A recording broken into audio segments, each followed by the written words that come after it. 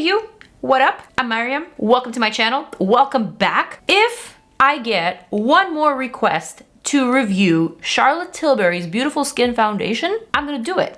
And I'm doing it today. Yes, I got the foundation in the mail, and today is the day that I'm going to review it and put Team Truth on it. I'm gonna conduct a wear test. I am gonna look at all of these crazy claims and basically give you the scoop. Spill the tea, spill the beans, tell you everything you need to know about this foundation, whether it's worth your time and whether it's worth your money. So without further ado, let's get into this video. Remember to subscribe if you aren't already. Hit that notification bell. And now, let's get into this video. Beautiful Skin by Charlotte T. But is it beautiful though? Look what I just got in the mail. Charlotte T Beautiful Skin Foundation. Get beautifully matched, perfecting coverage plus instant glow. What? Look at these claims inside this box. Smoother skin by 198%. More beautifully plump skin by 181%. Hydrated by 166%. Where did they get these numbers? I swear. This just looks a little blown out of proportion, but I don't know where they get these numbers. Maybe these numbers actually mean something. Anyway, Charlotte T has a new foundation and it's kind of going viral. A lot of people have been asking me to review it. I finally got my hands on it. So here we have it. I was sent 3 shades in the mail. This is a PR package, yes. And I am gonna test them on my skin. We have 7 neutral here, we've got 7 warm, and we've got 8 neutral. This is supposed to be buildable medium coverage. $44, 30 shades. I actually went ahead and looked online at the shade range, and I am gonna pop up a little video of me going through it. I like the fact that these shades are kind of like evenly distributed and they're not jumping around, you know, because I find that with a lot of Charlotte Tilbury's foundations, the shades don't really make any sense to me. It makes sense to Charlotte, I guess, but when I look at the way that the Airbrush Flawless Finish foundation jumps around from, say, a medium complexion to a very tan complexion back to light complexion, it just blows my mind. I don't really understand, but this one is different. This one seems to make a lot more sense. It's not jumping around. So anyway, what this is supposed to be is a skincare and makeup hybrid. This is infused with hyaluronic acid. Hyaluronic acid is something that my oily AF skin loves. However, I was shocked to find out that this foundation is actually more suitable for dry, normal, and combo skin. There was no mention of oily skin, but of course we're gonna test everything out and we're gonna see how it wears. Also, this is water-based, and other ingredients that I should mention are dimethicone, which is a silicone that's helps with smoothing of texture, pores, things like that. Also, the more you wear this foundation, the better your skin will be, apparently. So this isn't something that I will be able to test out in this video, but definitely come back and see if this makes it into my faves and fails. I am traveling this weekend, so I will be taking this foundation with me if I like it upon first impression. All right, so I'm gonna start with 7 neutral, and I do believe that Charlotte's neutrals tend to lean a little bit olive. Ooh. Nice pump, squeezy tube. Love that for me. 7 neutral. Feels pretty creamy. Looks like my neck. Not a bad match. Okay, let's go for 7 warm. 7 warm is very orangey peachy to me. Doesn't look like a warm. Not a warm to me, but this is Charlotte's warm. All right, and now let's go for 8 neutral. Similar to 7, just a pinch more olive, but I think either one of them will work for me. It is a medium coverage, medium buildable, that is. I don't know about you, but I am very excited about this foundation. Charlotte is the queen of foundations. I love her Airbrush Flawless Finish foundation, even though it is full coverage AF. It is so glam, but that was like my favorite, my go-to foundation for events back when we were going to events in 2019, that is. That foundation literally made me feel like a queen. It was so smoothing, covered everything, didn't look cakey. It was chef's kiss. All right, I'm gonna remove that from the back of my hand. And I'm thinking for primer, I'm just gonna go with the usual, what I've been going for lately, the YSL. But I'm not gonna apply any on my forehead. That will be my control zone. Gonna go for the 7 Neutral, just because it's the winter time, you know. So the way that you're supposed to apply this foundation is by either dotting it to the spots where you need it most, or basically applying to the center and kind of feathering out. I just applied these 2 dots because this is what I always do. I kind of just got into the habit of applying my foundation that way. It's a lazy girl's foundation application method, I admit it, but it works for me. I think I'm just gonna start with a little bit of product. Those 2 drops is all I'm gonna do for the first coat. The foundation is definitely feeling creamy, not liquidy. It has a little bit of weight to it, so I would call it a bit balmy. Noticing a weird little dry patch right here in this area that I didn't know I had, but it is highlighting it. And by the looks of it, that 1 drop was just not enough for me.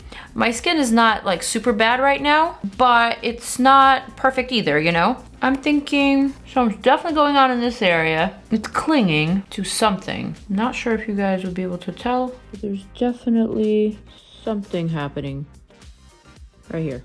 Not like super noticeable in the mirror or in the monitor, but I definitely see it in my mirror up close. I'm gonna add a little bit more. For once, I actually think this side of the face looks better than this side of the face. Like perhaps I didn't even need that 1 extra little drop here, but I'm just gonna go ahead and apply it anyway, just to see if it'll cover my freckles, just to see if it's in fact buildable. I'm not gonna add any more to this area. I'm not really sure what's going on here. Definitely did exfoliate. I did my skincare as I usually do. Maybe it's the dimethicone in the product that's making this area look a little rough. I don't know. Minor setback though, minor setback. Overall, I think this foundation is definitely making my skin look better. It's beautifying it for sure. There is coverage. It is for sure buildable. And overall, I think it looks pretty. Let me show you what this looks like up close. All right, here we go.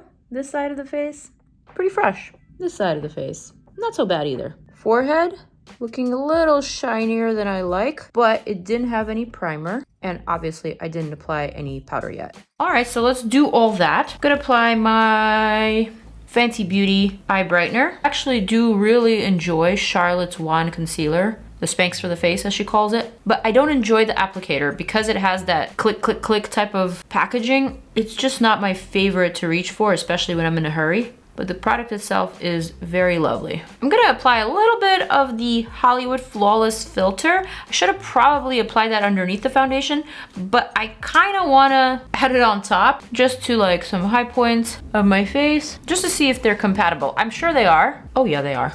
Actually, very similar consistency, like not super liquidy, definitely a creamier type of product. Very much reminiscent of the Hollywood Flawless filter. I would say the texture and the consistency of these 2 products is almost the same, except this one obviously is luminous. Anyway, for the rest of the face, I'm gonna set it with Charlotte's Airbrush Flawless Finish Skin Perfecting Micro Powder. I have it in 2 shades today. Shade 1 for the under eye and shade 2 for the rest of the face. I do this sometimes, not all the time, but sometimes I reach for shade 1 for the under eye. It is very brightening, so you kind of have to work sparingly with this one. Also gonna apply that between my brows, center of the forehead. And then for the rest of the face, I'm gonna use shade 2, as I always do. Oh man, in my mirror here, in my monitor here, and even in my close-up mirror, skin looks flawless. It looks as flawless as it does with the Airbrush Flawless Foundation. However, it's not as covered up. Obviously, this is not as full coverage as the other foundation. It definitely looks more natural, but the finish is very similar. I'm impressed. There's still that weird peeling skin on the side of my face here that I seem to have powdered down, and it's not as noticeable as before, but I will make a note that it did definitely cling to some peeling skin on my face that I didn't know was there, I swear. But it wasn't like anything insane. It wasn't crazy. All right, that's the face. I am going to add some bronzer. This is Airbrush bronzer in the shade 2, medium. So it kind of has a cooler undertone. You can sculpt with this one for sure. I'm gonna use my wing gloss brush just to add a little bit of dimension to my forehead, a little bit to my cheekbone. I'm not gonna go for blush because today I'm actually filming another video after this, which will include some blush. So instead I'm just gonna bronze up my cheeks pretty heavily, almost like in a blush style. Time for another close-up, this time with the powder. That powder is magical, isn't it? And here's that spot that I was talking about. Not so bad now. I mean, you can still kind of see some weird little particles here and there, but not terrible. Overall, this looks pretty damn decent. Dude, this iPhone camera, I think adds more contrast, so it makes things look a lot more contrasty than they are in real life. So if you have freckles, it'll look like you have darker freckles. If you have pores, it'll make you look like you have darker pores or bigger pores. Like everything is very sharp on the iPhone camera, almost like unrealistic. But anyway, that is what it looks like. And if it looks good in that camera, imagine how it looks in real life. I mean, I don't know if it's 285% more radiant. I don't know about that, but definitely more radiant than before. So now let's see how it wears. Let's cue in that good old time warping music and let's hit it for that wear test. Wear test time. Short wear test today, only 4 hours, but it's a very telling wear test. All right, obviously you can see that I'm wearing much more makeup than before. I actually filmed another video for the rest of this makeup, but let's actually just look at the skin. Here is this side of the face. I added a glowy blush, as you can see, some highlighter, I have a little bit of eyeshadow fallout here, but the skin overall looks very, very good. Now here, this was the part that was kind of confusing me. I wasn't really sure what was going on. It was like a little patchy. You could see some dry spots that I didn't know I had before. Looking at my mirror real close, it looks like this situation kind of resolved itself. I guess the foundation and also my oils were able to blend in and mix together, so the patchiness is kind of gone. This side of the face looks really good as well. You can kind of see pores more so than you saw them before. I am very oily, so I produce oil pretty quickly within an hour of wearing makeup. This is me not having blotted at all throughout the day, and this is what the face is looking like. The forehead, on the other hand, looks oilier than it normally does, and that is because I did not apply a primer to my forehead, as you can remember. Overall, I will say I am definitely intrigued by this new Beautiful Skin foundation from Charlotte T. I'm not sure about all these crazy claims though. I think the claims are definitely blown out of proportion. The numbers are like a little too extreme. I don't think my skin is like 200% smoother than before. It definitely looks better. It definitely looks natural, radiant. It looks pretty. It looks better than before, but I think these claims are highly exaggerated. So I definitely am going to test out this product more. I'm gonna take it on my trip with me this weekend, and I will definitely let you know in my Faves X Fails how this product performs over a long duration of time. Let's see if it actually makes my skin better after a couple of weeks of wearing it. Those are my final thoughts, my final 2 cents, though not the whole dollar. And I hope you guys